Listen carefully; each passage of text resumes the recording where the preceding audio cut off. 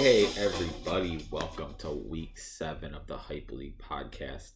I hope you guys are as excited for this show as I am. Hopefully we have a great show coming for you today. Dustin and Minotti are coming on. I gave them a little assignment to come up with 5 players that they really wanted on auction night that they're very glad they didn't get now. And then we're going to play a little game where I'm going to read them an excerpt from a police report and they're going to tell me who the NFL player, past or present, who committed the crime was. So that should be a lot of fun. As you've probably already noticed, I said last week I was going to go to audio only, and now I'm doing the exact opposite. Instead, I kind of amped up the video production a little bit. I was just kind of bored and messing with Premiere Pro. I might just keep doing it like this.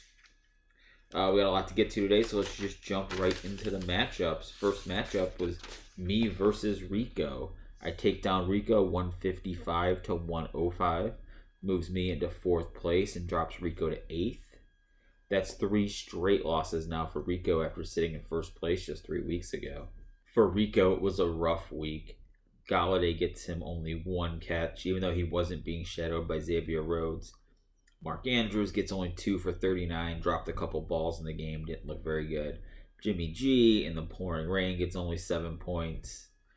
He has Latavius Murray go for 34 on his bench, even though I don't really blame him looking at who he had in. He has pretty good running backs. I mean, most teams would have started Latavius, but I don't blame Rico that much. You know, you could say you play him over. I mean, David Johnson obviously was the big disappointment, only 1 carry for 2 yards.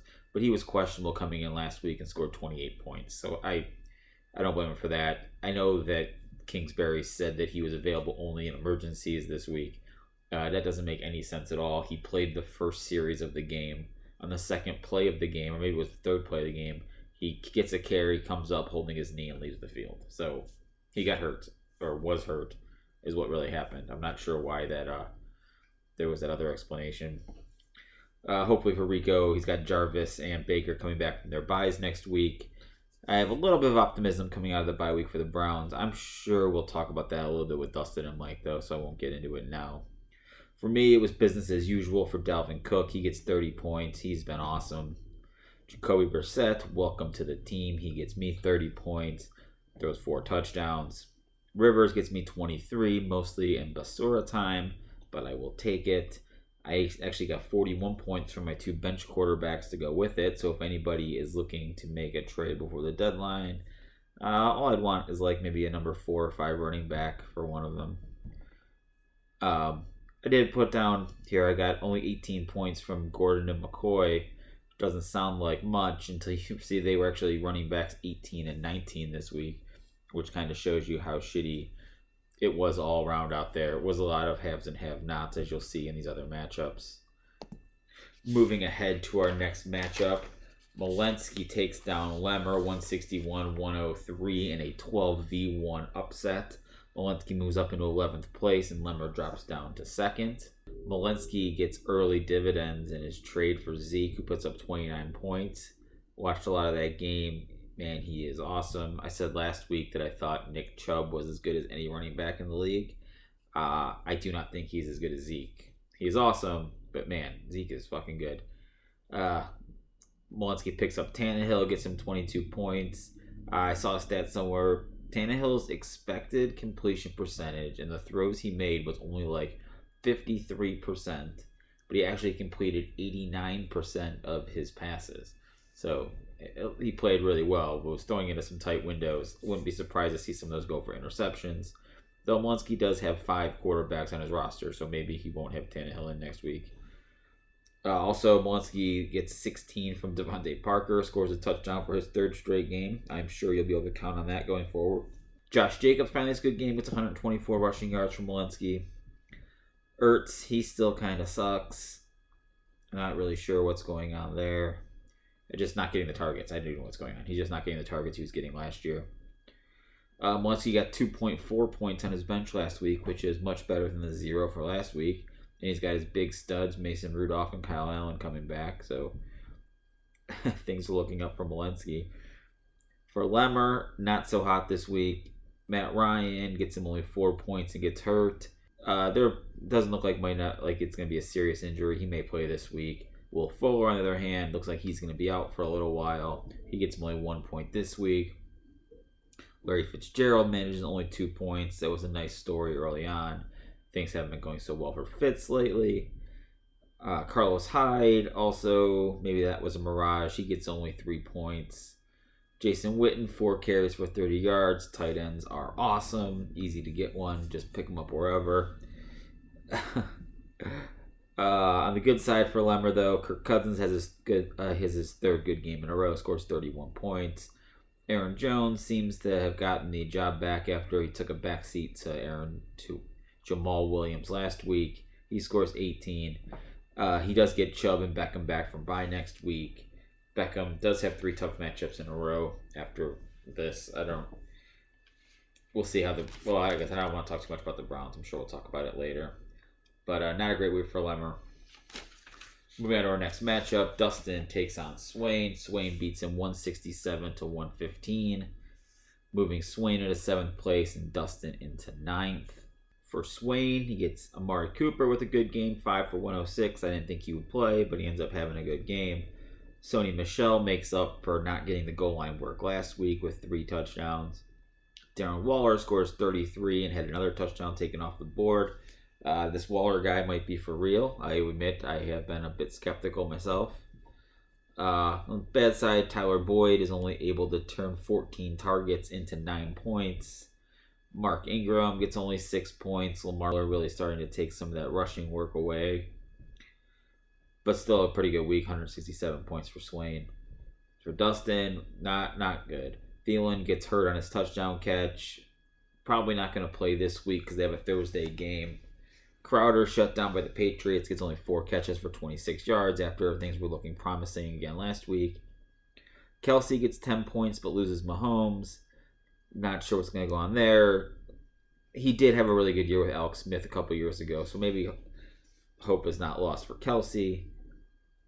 Tariq Cohen gets 9 catches for 19 yards. I'm not sure if that is good or bad. He was in there a lot. The Bears offense looked a little different. Cohen seemed to be in the game more than Montgomery from just watching it. I didn't actually look up the snap counts. But he didn't do a ton with it. Maybe, I don't know if they had a new plan coming out of the bye or if that was just a matchup. He had Kamara out. Not sure what's going to happen with Kamara this week. They do have their bye next week, so it's possible he could sit again. Things not looking great for Dustin right now. He's really amping up his rooting for Chuck, which I hate. Next matchup, moving on, Case takes on Brandon, beats him 205 to 162. Case moves up into 1st place, and Brandon drops to 12. Brandon has a pretty good week, scores 162 points, would have beaten a lot of teams, but not enough to beat Case this week. The early season favorite now sitting in 12th place. I did want to talk about something here. A few weeks ago on the pod with Dustin and Lemmer that I had to delete because it was too long. We talked about what would happen here. Brandon is only 40 points out of the wild card spot, even though he's in last place. If Brandon were to finish in 11th or 12th, or Malinsky too, this could apply to, or even maybe not Kish because we'll get to that later, but he had a pretty shitty week this week.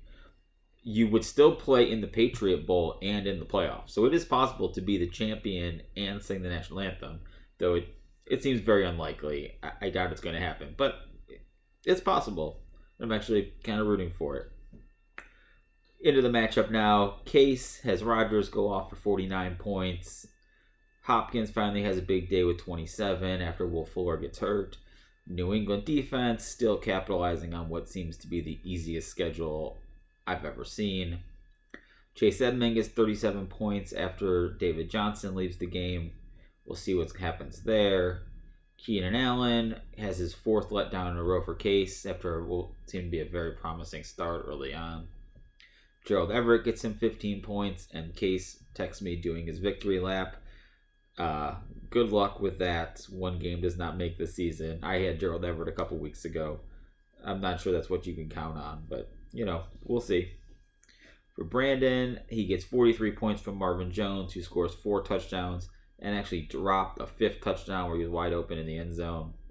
He actually had Xavier Rhodes on him for a lot of the day and just beat him. Took a little work here, but I looked it up, and Brandon was the only team who had Marvin Jones in all of Yahoo this week to lose, so that's some bad luck. He also got 27 points from Austin Eckler, who got 100 yards in garbage time, but managed only 5 carries for 7 yards on the ground. Saquon Barkley was back, got him 17 points, looked pretty good, but not as involved in the passing game as he used to be with Eli. And I don't know, Daniel Jones does not look very good, and that could hurt Barkley and Ingram, who we'll get to later. Delaney Walker gets him as a big 0. I don't even know. I don't think he played, actually, but tight end was on bye. And welcome to the team, Kerryon Johnson, who immediately gets hurt and is going to miss some time. Fucking twat. I'm getting the feeling this isn't going to be Brandon's year. Moving on to our next matchup, we have Minotti taking on Kish. Minotti beats him 133-94. Kish was a low-scoring team this week. Minotti stays in 6th place and Kish to 10th. For Minotti, he gets the win but loses Mahomes for who knows how long. We'll see. There's lots of varying timetables out there. Personally, I'm hoping for him to come back soon, but I'm not buying that he's going to be back sooner than a month. I did want to mention Minotti picked up Matt Moore on Thursday night, which is totally legit. It's in the rules. I did it myself like 2 years ago. I think I picked up a guy after he played on Thursday night. I think it's a bit of a glitch in our continuous waiver system. We can discuss it. I think maybe that's something we might want to vote on in the off season. You probably shouldn't be able to do that, but I'm not calling foul or anything here. Mike gets the guy. It was totally within the rules. Moving on, Minotti gets 21 points from his Rams defense and 25 from Lamar Miller.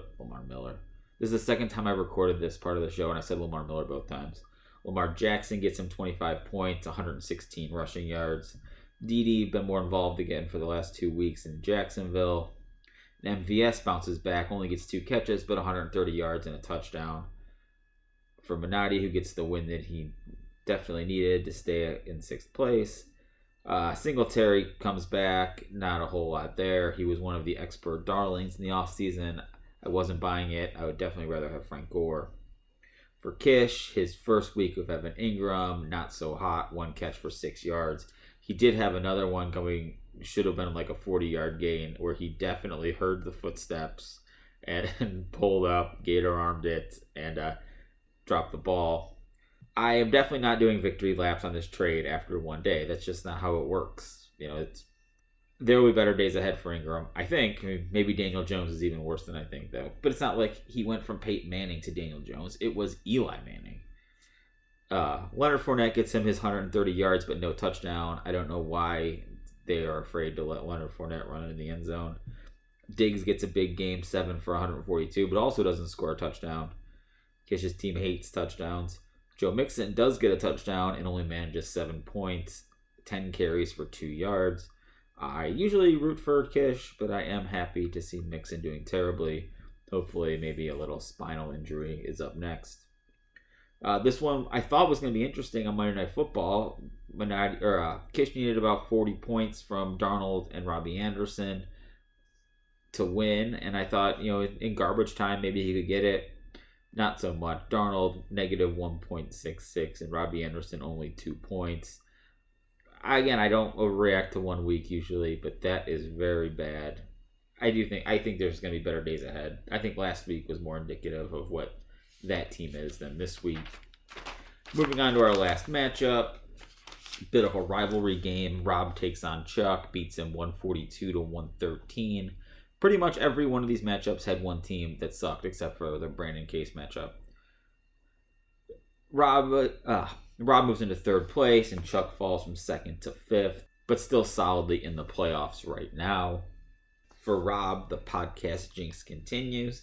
I talked about how much I liked Devontae Freeman last week. He gets only 4 points and gets ejected for trying to punch Aaron Donald, which seems like one of the dumbest things you could possibly do. I mean, did you see him? He lifted him up off the ground like a professional wrestler. It was ridiculous. but he gets 58 points from Jared Goff and Matt Stafford. I watched a lot of that Lions game. Matt Stafford played really well. Michael Thomas, not slowed down at all by the switch to Bridgewater. He gets 24 points. Austin Hooper was having a slow day, but gets a late touchdown from Schaub to save it.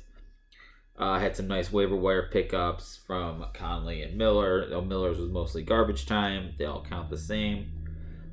Damian Williams, though, only managed 7 yards on 9 carries and 2 catches for -1 yards. Hopefully, we start to see a little more LaShawn McCoy there going forward. For Chuck, his quarterbacks were really a big letdown. Wentz and Murray, after big games last week, actually the last couple weeks, I think, they combined for only 16 points. Alshon, a ton of catches last week, only 2 for 38 this week. Chris Carson got his 21 carries that he's been getting, but manages only 65 yards against the Ravens defense. David Montgomery continues to be a pretty big letdown, only 2 carries and fumbled the ball. Coming off the bye, the Bears, I mentioned it when we talk about Tree Cohen, the Bears offense looked a little different. I don't know if that was just a 1-week matchup thing or if they're going to try to get Cohen the ball more going forward. Kind of hoping they're going to try to get Cohen the ball more going forward, but that didn't really work either. He does get a long touchdown from Tyreek Hill, but he also loses Mahomes. I'm not sure that you're going to be able to bank on that. Even though Tyreek is probably the fastest player in the league, so if anybody's going to get open deep like that, it's going to be him. But, who knows. That's it for the matchups. Let's go ahead and get into this interview. I hope you guys enjoy it. I haven't recorded it yet, so we'll see how it goes.